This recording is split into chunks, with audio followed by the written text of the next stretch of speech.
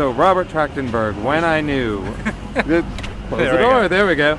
I know that you had said when you were speaking on the panel that you didn't have a specific memory of when you knew. Right. As you were interviewing people, did memories come back to you of moments when you thought that was probably one of my first clear indicators, or did you have memories throughout that ever came back to you? No. Not at all. No, and it's not like I was in an induced coma for years or anything like that. I really did, the only thing I was saying that's not really a When I Knew story is the night before I left to college, my mom took me to a Shirley Bassey concert, but it was actually because she liked her, but I was into it too. But that's not a When I Knew story, but that's about the closest I can come. So I really didn't. I always knew. So. Now, how long had you been toying around with the idea of doing a book like this before you actually sat down and put it to work? I was very lucky because you hear people wanting to do books for a long, long time, and I had put together 5 sample pages, and within 6 months I had it sold and started doing it. I was very fortunate. It was an unlikely publishing story. So now, books before this, is this your first? I had done one other book in conjunction with a film I had made for PBS on George Cukor, the gay film director, and what we did was there was a book that had been out of print for years, a great interview book with him, and we put it out again, re-edited it, added new stuff that hadn't been in the original, and put it out as a beautiful coffee table book, which is called On Cukor.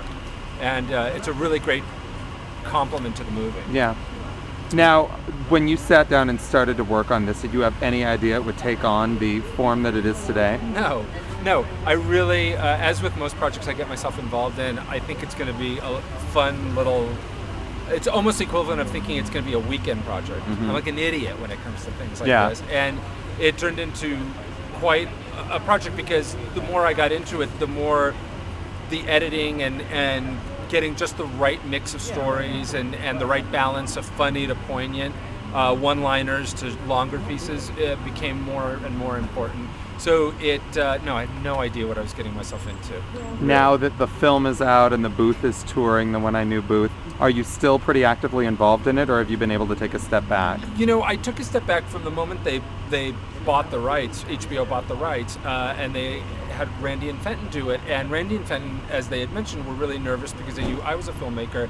And I don't know why, but I was able to let it go. And part of the reason why is they're such good filmmakers, and also because I realized that my deal with the publisher was to turn in a completed book.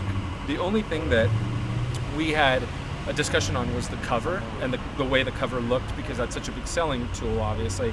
So I got to turn in this thing exactly the way I wanted it to be, which happens so rarely in the arts. And so I just thought, I had this near to perfect experience. It's not going to get any better. I should just leave it alone. Plus, I was involved in other projects already that I didn't really have time to turn back to this. Yeah, perfect. So, yeah. Awesome. Well, thank you so much. Thank you. Appreciate it.